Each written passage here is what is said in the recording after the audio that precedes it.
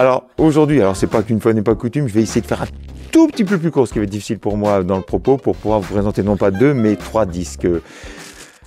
Et notamment avec ce groupe Courting, voilà, du post-punk, mais pas que, surtout pas que, voilà. Ne pas se fier en effet au titre de l'album qui s'appelle donc Guitar Music, et qui n'a rien d'un simple ou d'un seul hommage au Guitar Hero, on pourrait dire comme ça, parce qu'il s'agit au contraire d'un disque presque anti-guitare, on pourrait dire, par excellence.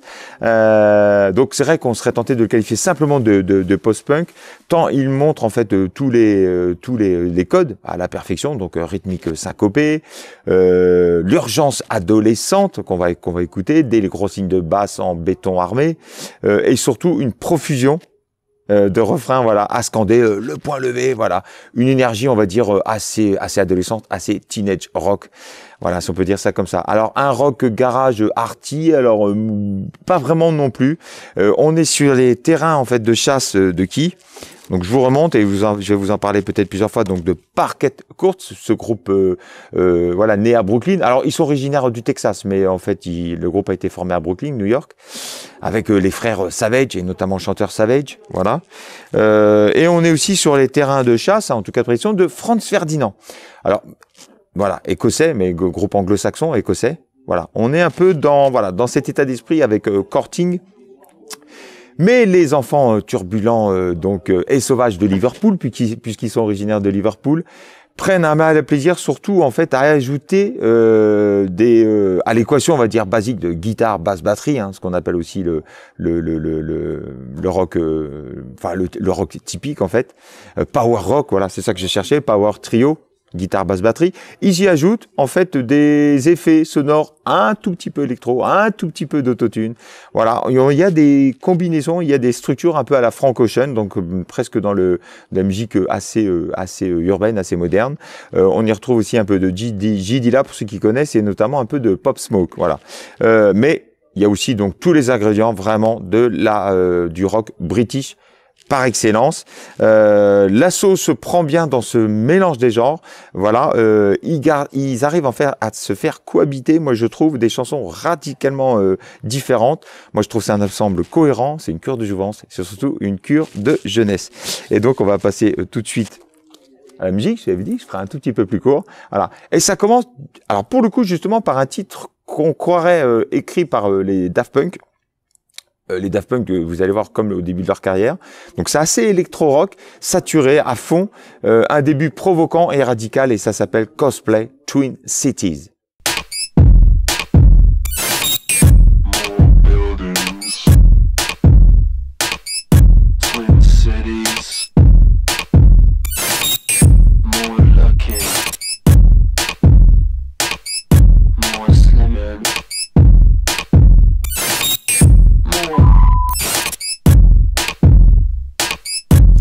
Voilà, donc pour continuer cette fois-ci avec un titre très pop rock et punk à la fois quand même, avec cette fameuse grosse ligne de basse en avant, l'énergie donc rock british dont je vous parlais, à la Franz Ferdinand, hein, voilà, je vous rappelle cet album-là, Franz Ferdinand, et ça s'appelle Tennis.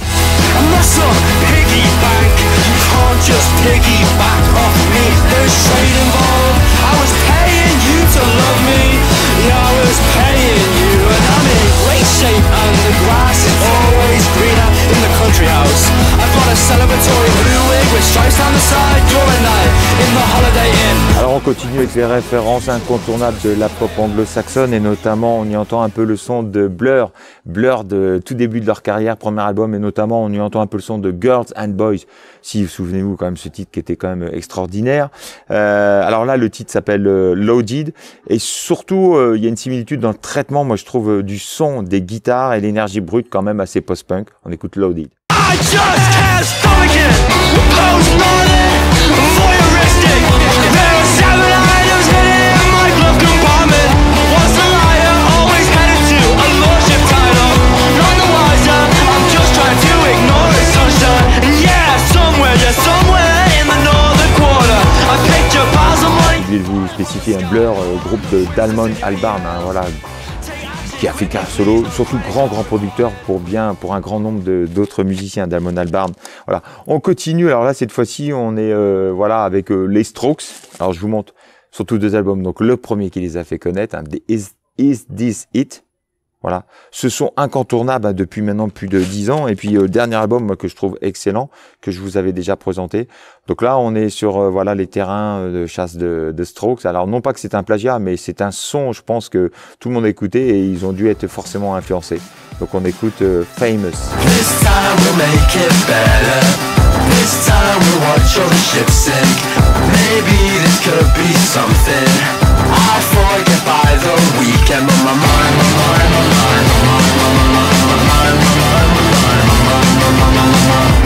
All of my friends are getting work done. Fillers, facials. Alors sur celle qui suit, ça vient du marre. Ça s'appelle Crass. Voilà, Redux. Alors là, on fait revivre presque les démons de ce groupe. Peut-être vous ne connaissez pas, qui s'appelle No Means No. Moi, j'adore cet album Wrong, donc c'est beaucoup plus sombre. Oui, alors No Means No, groupe canadien. Je rappelle, ça pourrait presque faire l'objet un jour d'une chronique. Pourquoi No Means No? Parce qu'à l'époque, en fait, c'était une association. No means no, non veut dire non, parce que c'est une association en fait féminine contre le viol. Et on pourrait faire toute une chronique. Là, ça me vient à l'état d'esprit. Vous savez qu'il y a des noms de groupes comme ça, un peu improbables. Vous savez par contre, par exemple, pourquoi le groupe The s'appelle The, donc les. Parce qu'il y a les Beatles, les Rolling Stones, et puis en fait le chanteur bégayait, donc il disait on va s'appeler The. Ben, son pote me dit on va s'appeler The. Voilà, parmi les anecdotes. Donc, no means no, non veut dire non. Donc là, c'est beaucoup plus sombre, beaucoup plus radical, beaucoup plus foutraque, à l'image voilà, de ce groupe. On écoute donc Crass. By the blood of a Catholic, B-M-O-T, I'm sorry for being so narcissistic. People tell me what to say, I'm just a man. Robbie's gone and I'm more than just a Jason in your damn team. Alors, on revient avec une pop beaucoup plus solaire, je dirais presque mainstream, comme on le dit aujourd'hui. Alors, pour ne pas dire pop FM, en fait, en fin de compte. Donc, on retrouve le côté, je vous disais, campus assez américain des années 90. Ça s'appelle Jumper.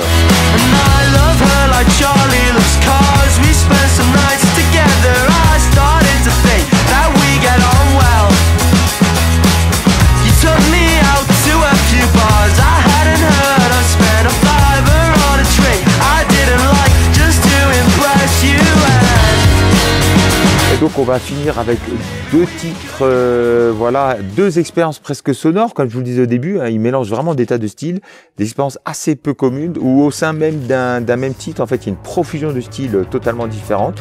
On écoute la première.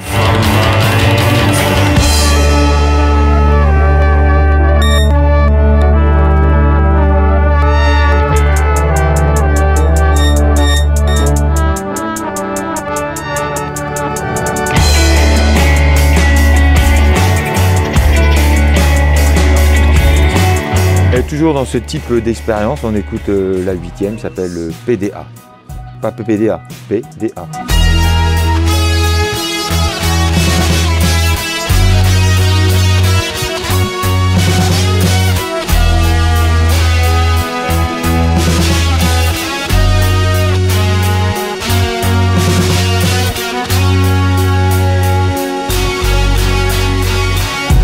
Voilà, rock british, rafraîchissant, courting, passez pas à côté.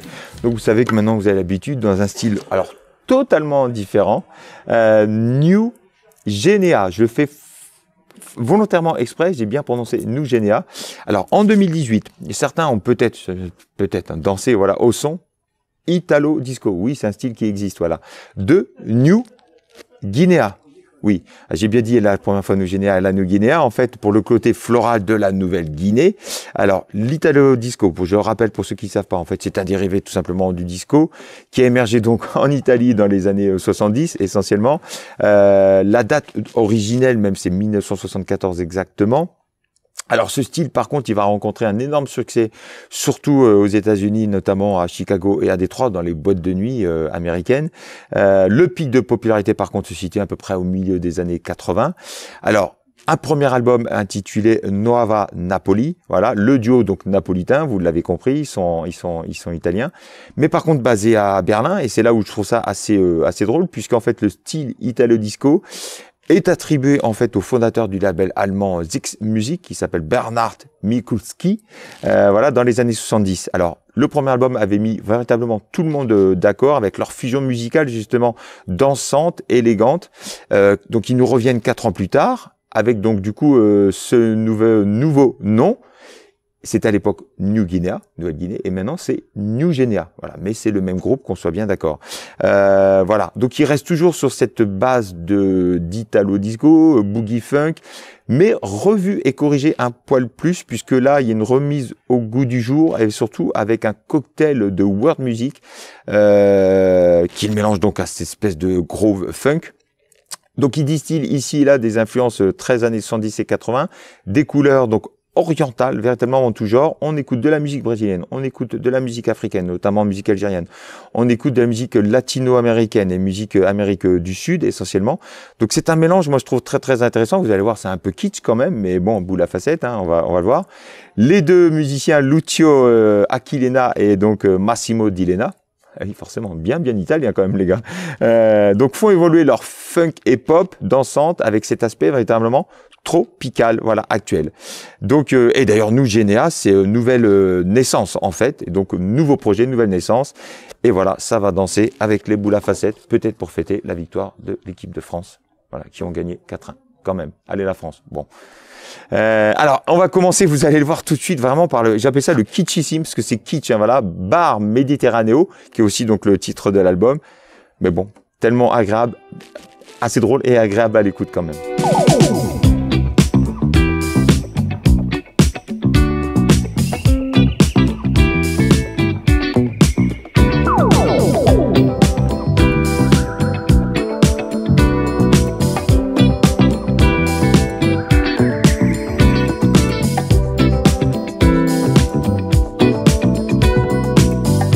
Alors la deuxième est beaucoup plus rythmée. Alors on est même limite parfois dans les couleurs d'Ottawa, c'est pour vous dire. Mais bon voilà. Donc synthétiseur vintage, voilà, propre au disco des années 80, voilà qu'on le veuille ou non.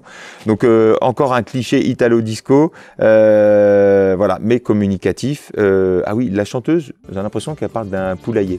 Non, je rigole. Ça s'appelle Tienate. Poulailler, poulailler, poulailler, poulailler, poulailler, poulailler, poulailler de riceve rimane, ma rimane è passata ma moda è scordata pure la da non dei fatta vedere, la da non dei fatta trovare, la da non dei fatta vedere, ma rimane vera me le Poulailler, poulailler. Peut-être certains parlent cette langue, ils me diront ce que ça veut dire. Je rigole bien évidemment. Alors le funk, bien groovy et suave à la fois avec Jelby, j'aime beaucoup ce titre par contre parce que là il y a un côté conventionnel donc assez disco funk, voilà, qui se mélange au chant arabe donc de Mazrouk Mejri. Il y a toute la puissance, moi je trouve funky avec les percussions, basse, batterie syncopée et donc l'orientalisme de la composition. Moi je trouve ça la grande classe. Jelby.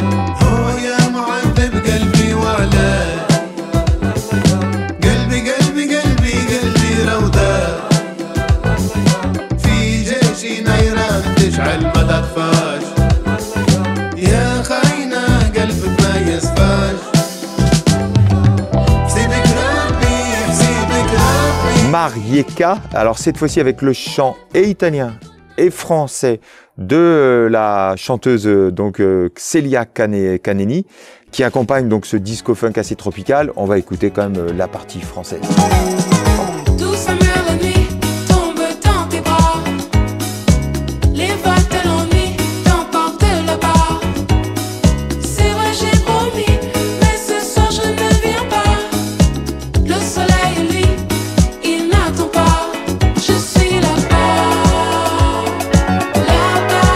Alors là, cette fois-ci avec Straniero, changement de rythme assez radical, un subtil mélange de saveurs soul, funk, instrumental et de tropical world, toujours un arc-en-ciel de couleurs musicales, Straniero.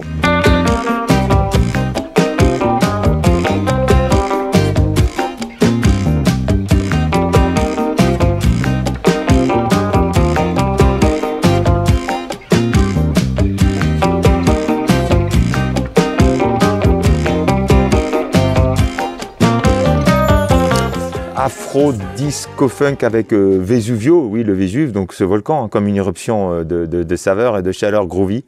On écoute Vesuvio.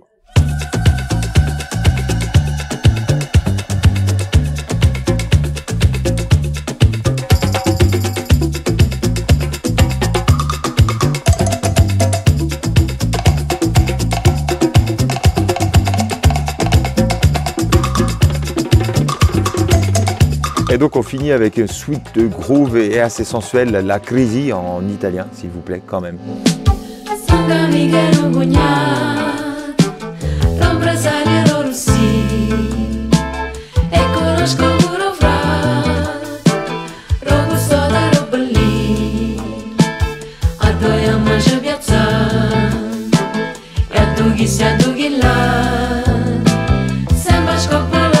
L'Italie en deuil, hein, puisqu'ils ne sont pas qualifiés pour la Coupe du Monde, je le rappelle quand même. Pour eux, c'est une catastrophe nationale. Alors musicalement, voilà, je retourne sur ma musique. Voilà, moi je trouve c'est bon, dansant, c'est vrai, assez frais, assez festif, mais musicalement, Word assez original, je trouve. Alors, hein, je change encore une fois de style complètement. Alors, ça fait plusieurs fois que je voulais vous parler un peu plus en détail de ce monsieur, on va dire de ce monstrueux multi-instrumentiste hyperactif, qui aux multiples facettes, multiples casquettes, qui s'appelle véritablement Brian Burton, aka As Knows As, qu'on connaît mieux sous le nom de Danger Mouse. Alors, il s'est illustré en composant tellement de pépites musicales au sein, je vous en ai parlé l'autre fois de qui? Du groupe pop Broken Bells. Écoutez bien, parce qu'il y a tellement de références chez ce monsieur, tellement de production. Voilà, Broken Bells, que je vous conseille, qui est une pop un peu atmosphérique, c'est très très joli. On lui doit aussi le fameux, je vous rappelle à chaque fois, le fameux Crazy avec le groupe Gnarls Barkley, voilà, dans lequel on retrouvait aussi donc son copain CeeLo Green, qui lui aussi avait un groupe de rap qui s'appelait Goody Mob. Crazy, Gnarls Barkley, c'est Danger Mouse. On lui doit des productions de mastodontes tels que Adele, c'est lui qui a produit cet album, qui s'appelle 25, puisqu'elle l'a produit à l'époque quand elle avait 25 ans. Entre autres, on lui doit les productions d'albums de U2, on lui doit le monstrueux album de Gorillaz Demon Days, d'ailleurs dans lequel on retrouve Damon Albarn, c'est un projet de Damon Albarn, de Blur, j'en ai parlé tout à l'heure. Danger Mouse produit Demon Days. On lui doit aussi des choses complètement différentes, des productions de Ray LaMontagne, moi que j'aime beaucoup dans la folk. On lui doit aussi les productions d'albums de Michael Kiwanuka. Donc là, soul, un peu psyché, mais soul, pour montrer voilà toute l'étendue de son talent. On lui doit aussi quelques tubes, et notamment quelques tubes dans l'album, autant au niveau de la composition, mais que de la production des Black Keys, donc cet album El Camino, par exemple, qui les a remis quand même sur le chemin du succès. De nombreux projets complètement parallèles. Là, par exemple, avec Rome, c'est un projet donc avec Lupi, Daniele Lupi. Là, c'est plutôt une espèce de pop pareil, italo, cinématographique. C'est très très bien, assez même lyrique. On lui doit des nombreuses collaborations avec des tas de rappeurs américains et tous internationaux.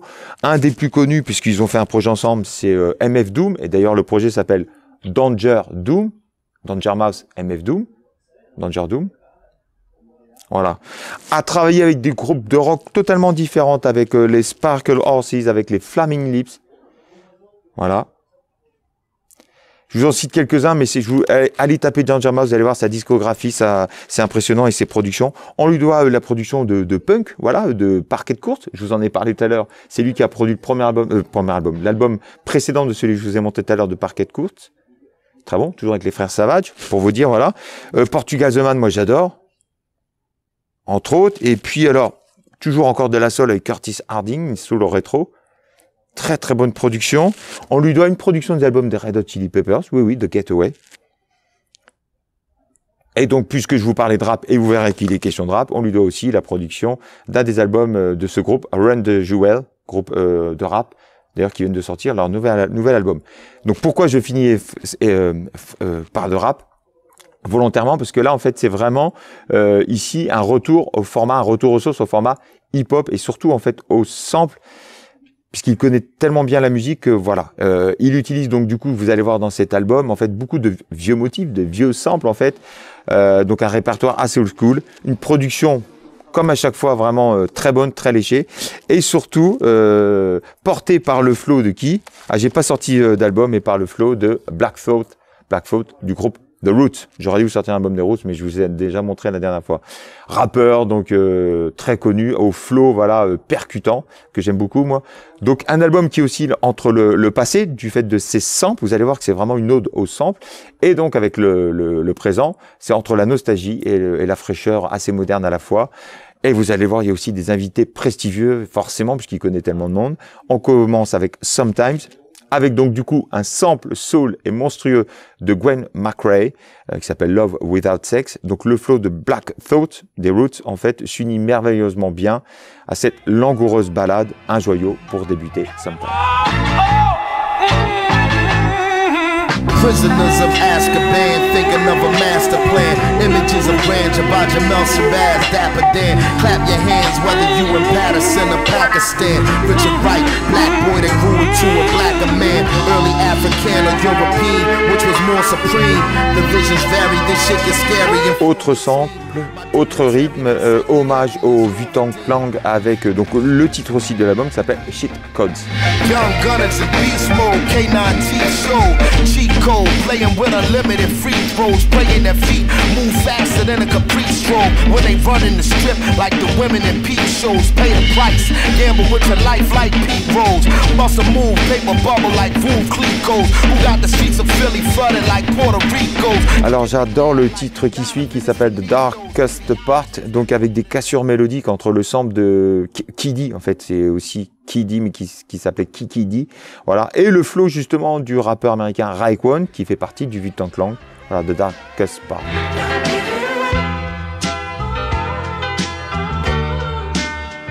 Yeah, I'm like Thelonious at the underground piano, dressed in camo, the grenades, guns, and ammo, left the sample, send them a bouquet and a candle. I came to take back that other 2/5 of a man, so from a silhouette standing in the aperture. Alors, c'est qui suit typique du coup du rap old school, alors ça s'appelle No Gold Teeth. Alors très bon, alors le sample magnifique de Hugh Masekela, pardon, excusez-moi, qui s'appelait Stop à l'époque. D'ailleurs, allez écouter les originaux si vous pouvez, bien évidemment. Et c'est d'ailleurs ce qui est très très bon chez Danjama, c'est que je trouve qu'en fait, il respecte véritablement les originaux. C'est-à-dire que c'est parfois accéléré au ralenti, mais c'est jamais disséqué comme certains, justement pour que volontairement, on puisse se remémorer l'original. Donc c'est un profond respect de la musique et de la soul musique de l'époque. Donc là, on écoute No Gold Teeth, voilà. Excellent.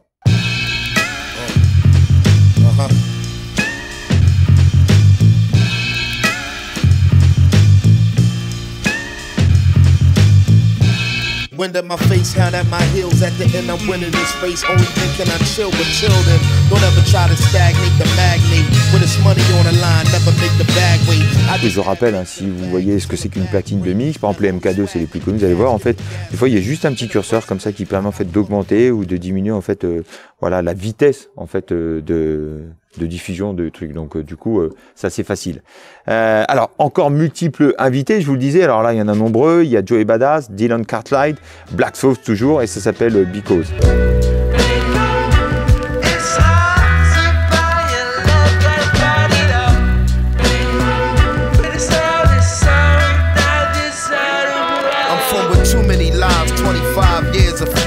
Nothing we receive is brand new, it's just newer. While brothers drop down to their knees and make doer. Popsicle sticks race down the curve into the sewer. The next American. Voilà, des flows complètement différents, mais je trouve complémentaires.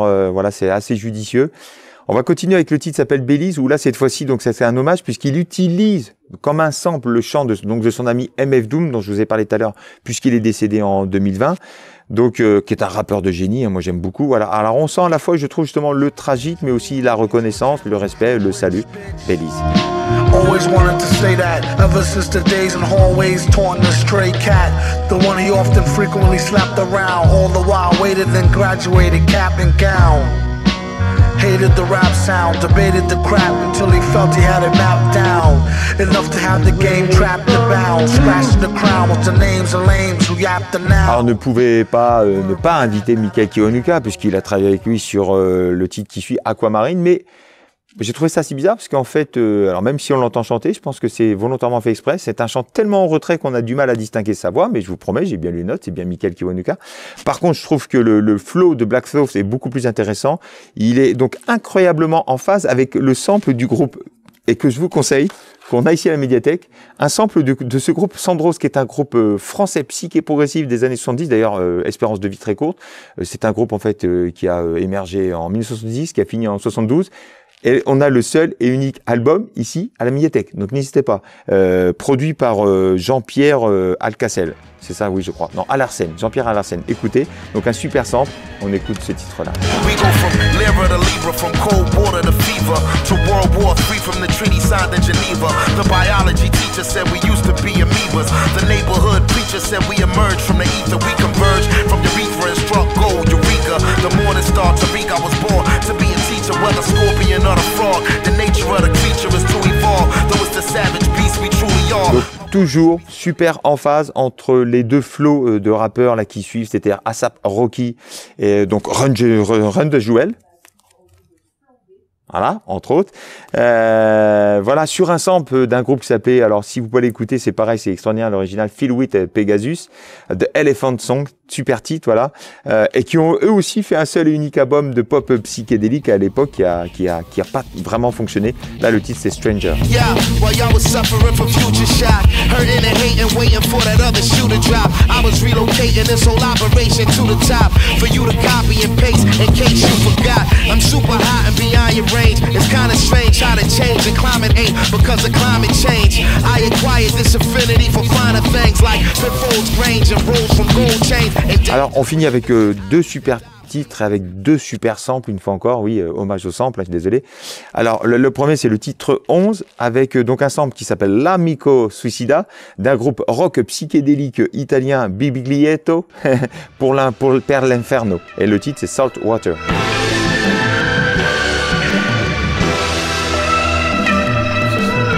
Pass the baton like a drum major at Howard. We transfer the power for salt, water, and flour. My pen Patrick Dower, a cure sour. My ideas is gunpowder. Secure the tower that overlooks a graveyard full of canceled niggas. Et donc on finit avec le deuxième titre, je vous disais, donc la 12e, super sample qui s'appelle For Lee Ann, qui est un sample de Tony Joe White, une belle balade de 1969 qui est terrible, que je vous conseille. Là le titre c'est Violas and Lupitas.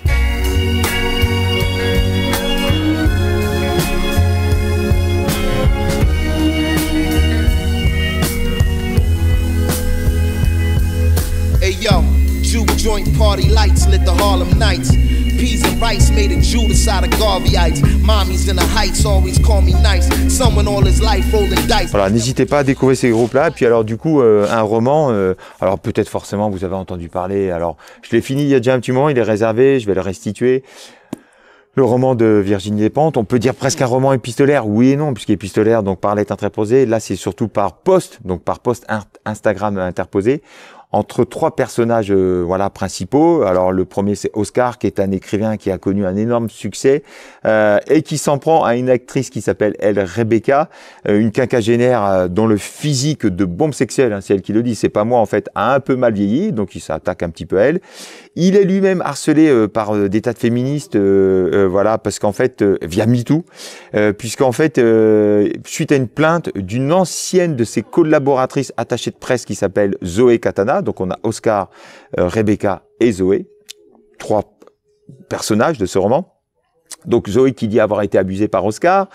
Alors Virginie Despentes, c'est le sens de la formule, bien ancré, moi je trouve, dans notre époque quand même. Les thématiques abordées sont donc du coup assez nombreuses et diverses. Donc il y a le féminisme, forcément, MeToo, le harcèlement, les réseaux sociaux, le patriarcat et le capitalisme, le transfuge de classe, les addictions à la drogue, notamment et à l'alcool. Alors via, oui, les rencontres NA, narcotiques anonymes, donc on sent un peu de vécu, peut-être, je ne sais pas. Le Covid, le confinement. Alors un démarrage très drôle, très punchy, très vif. C'est vrai qu'il y a un petit peu, ça se ramollit un peu au milieu et puis ça repart sur la fin. Il faut être honnête, moi je dis ce que je pense. Mais Virginie Despentes, moi je trouve que c'est toujours le sens de la dérision. C'est toujours un franc-parler. C'est une analyse juste, moi je trouve, de nos contemporains et de nos attitudes, nos comportements. Elle nous met face à nos travers. Alors, elle sait se faire tranchant toujours avec des phrases choc, hein, véritablement, qui claquent. parfois sans compromis, c'est parfois des mots durs, c'est parfois un peu vulgaire, hein, comme souvent chez Virginie Despentes, mais c'est souvent, moi je trouve, des mots justes, voilà. Et en fait, en fin de compte, on se rend compte que c'est un roman assez humain, puisque après un départ, à limite, via presque des insultes entre les uns et les autres, entre les personnages qui s'insultent, et puis en fin de compte, on se rend compte que plus il y a de dialogue qui s'installe, plus il y a de discussions et plus en fait les personnages se réconcilient, voilà. Et c'est surtout une question d'amitié. Alors j'avais relevé plusieurs phrases, mais qui sont un peu des phrases chocs, mais je vous les laisserai les découvrir à travers ce roman. On peut pas passer à côté quand même de Virginie Despentes, voilà. Et on se quitte avec qui? Avec le master. Kiss.